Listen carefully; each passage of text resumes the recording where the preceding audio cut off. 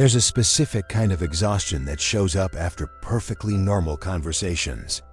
And it's strange because you weren't doing anything difficult. You were just talking, agreeing, nodding at appropriate intervals, making the small sounds humans make to indicate they're still engaged. But underneath, something else was happening. A translation process, running constantly, aching what you actually think, which is layers and conditions, and a whole architecture behind it, and compressing it into something that won't cause confusion. It's like running two operating systems at once, one for you, one for everyone else. And most people don't do this. They just run on the standard OS. The group decides what makes sense. They check with each other, adjust, move on. The definitions are flexible. But you can't do that. Not because you're stubborn, not because you're trying to be difficult, but because there's already a system in place. And it's been running for so long that shutting it down wouldn't feel like a compromise. It would feel like corruption. Where most people see a contradiction and smooth it over, people are complex. It's not that deep. You see something break. And when something breaks, the whole map stops working.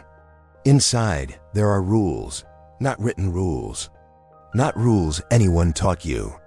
Just patterns that emerged over time from watching how things actually work. If someone says they value honesty but lies when it's convenient, that's not just hypocrisy. It's definitional failure. The word stops meaning what it's supposed to mean.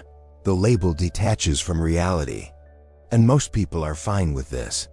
They call it nuance, maturity, understanding that life is complicated and language is imperfect. But for you, it's like watching someone insist that 2 + 2 = 5 because it feels better that way. Loyalty means loyalty. Not loyalty except when uncomfortable. Consistency means consistency. Not consistent when convenient. The concepts have edges. And once you cross those edges, the label no longer applies. This isn't pedantry. It's trying to build a map that works. In the 1950s, a psychologist named George Kelly proposed something interesting. He suggested people operate like scientists, building hypotheses about reality, testing them, refining them. He called this your construct system, your internal model of how things work. For most people, that system is flexible. When reality contradicts it, they adjust the system. Oh, people are more complicated than I thought. But for some people, the system is so internally coherent, so tightly integrated, that when reality contradicts it, reality feels wrong. And here's the thing. Often, reality is wrong. You notice inconsistencies that others overlook. Gaps between what's said and what's done. Hypocrisies everyone else has quietly agreed to ignore. Your logic isn't broken. It's just incompatible with how loosely most people relate to truth. Inside that system, things are calm, predictable. When A is true, B follows. When B follows, C makes sense. That predictability isn't rigidity. It's how you stay stable. To loosen it, to shrug and say, it doesn't matter, doesn't feel like flexibility. It feels like dissolving. So you end up in this strange position. Clear, but alone in that clarity. Right, but isolated by being right. This started early. Maybe you were the kid who needed reasons, not just instructions, but the logic underneath. Why this rule applies here but not there. Why something's called fair when it obviously isn't, and when adults said because I said so, or that's just how it is, something registered. Not rebellion, just absence. The realization that explanations are often placeholders for I don't actually know. So you stopped relying on them. Or maybe you built worlds inside your head. Not fantasy systems. Places where the rules held, where actions had consequences that matched, where fairness wasn't situational. Those worlds weren't escapes. They were proof that coherence was possible. Over time, a pattern emerged. Adults contradicted themselves constantly. Rules changed based on convenience. Standards applied selectively. But inside, something stayed stable, so you went inward. Not to hide, to preserve clarity. Back in the 1800s, a Danish philosopher named Søren Kierkegaard spent a lot of time thinking about this. He made a distinction between inwardness and self-reflection. Self-reflection is the trap, the endless loop of watching yourself think about watching yourself think. Paralysis. But inwardness is different. That's encountering truth directly, without mediation, without checking with the group first. Kierkegaard thought this was the only authentic path. That truth isn't something you find out there by consensus. It's something you encounter by going in. For people building their own logic, this lands. The turn inward isn't avoidance. It's the only place where meaning doesn't shift based on who's in the room. By adolescence, the gap widened. Other kids just absorbed the social rules. They figured out when to ignore contradictions, when belonging mattered more than coherence. You didn't, not because you couldn't, but because it felt like dismantling the only thing keeping you whole.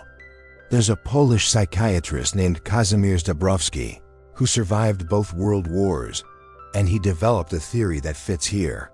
He called it positive disintegration. Most people, he said, stay at what he called level 1. They follow biology and social convention. No internal conflict. The group decides what's right. But some people move into level 2. They start noticing the gap between what is and what should be. And they feel wrong, like they don't fit. Instead of suppressing that feeling to belong, some people push through it. They begin building their own value system, autonomous, self-directed. Dabrowski called this moving toward an authentic personality. One, based not on what society handed you, but on what you examined and chose. It's lonely, but it's also the only way to become yourself. Here's what actually happens when you try to communicate. You think something, it's clear internally, it has context. It connects to other observations. It's qualified in ways that matter. Then you try to say it. And immediately, the translation starts. How much backstory do they need? Which assumptions can I skip? How do I compress this three-dimensional structure into a sentence that won't make them glaze over? You start talking. About halfway through you see it. The polite nodding, the slight confusion. They're waiting for the point, the feeling, the takeaway. You're offering architecture. So you stop. Or you keep going, but you've already lost the thread because you're watching them not understand in real time. They walk away thinking you overthink things, make them too complicated. But you're not making them complicated. They already are that complex. You're just refusing to simplify inaccurately. In 1956, a 24-year-old British writer named Colin Wilson published a book called The Outsider. It became an instant bestseller because it named something people felt but couldn't articulate. He described the outsider as someone who experiences a sense of strangeness, of unreality. Not because they're detached from reality, but because they see the structure underneath social reality, the mechanics, the scripts people follow without noticing. Once you see how the trick works, you can't unsee it. Eventually, you make a choice. Not dramatic, just practical. You keep your thoughts internal, where they don't need compression, where they don't lose meaning in translation, and a barrier forms. Not hostile, just present.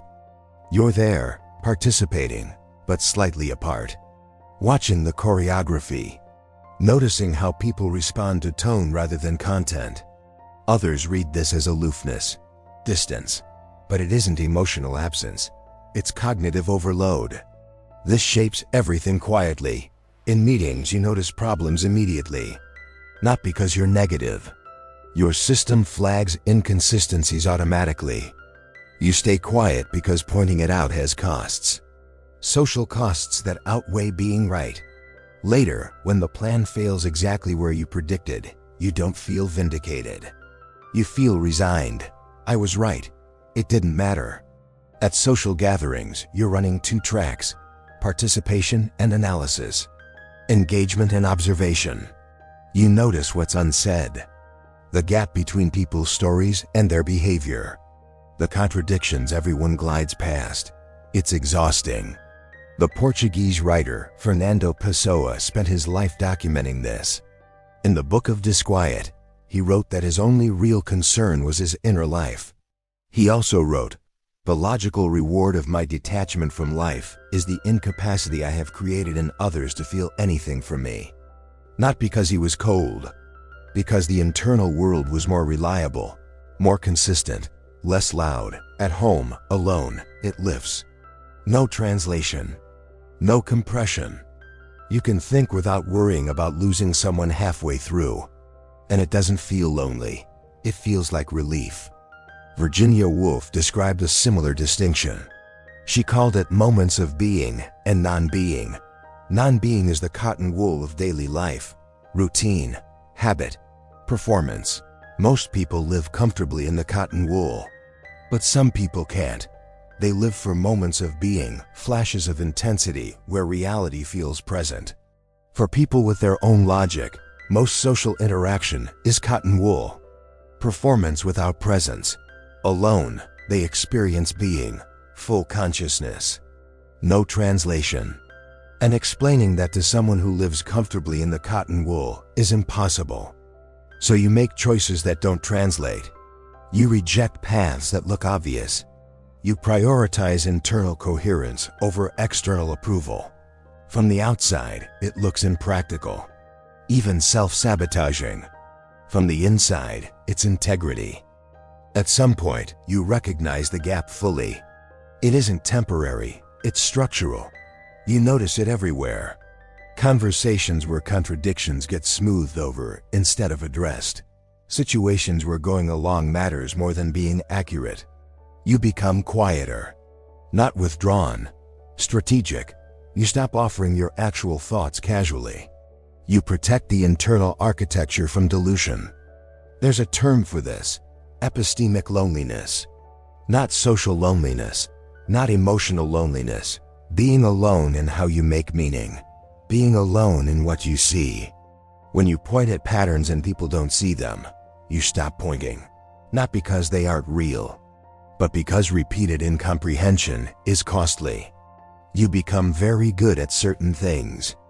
Understanding systems, seeing patterns, holding complexity. But you're not good at pretending. Not good at loosening definitions for social smoothness. Not good at going along with what doesn't make sense. So you exist in this space. Part of the world but not fully in it. Present but protected. Kierkegaard wrote that subjectivity is truth. That no genuine understanding exists without the inward turn. He also knew the cost. Clarity creates distance. The more precisely you see, the fewer people see what you see. This doesn't resolve. The gap doesn't close. You don't outgrow precision. You don't become comfortable with contradiction. Some people borrow logic from the group. It keeps them connected. You don't. You carry your own system. Your own architecture. One that works quietly, whether anyone validates it or not. Yes, it isolates you, but it also remains intact. Dabrowski concluded that the anxiety, the refusal to adapt, the feeling of not fitting in aren't disorders. They're positive maladjustments. Signs that you're refusing to adapt to something that doesn't deserve adaptation. Most people stay at level 1, biology and convention. No internal conflict. But some people push through. They build an autonomous personality, one based on what they examined and chose. It's lonely, but it's the only path to becoming yourself. You spend more time inside your own understanding.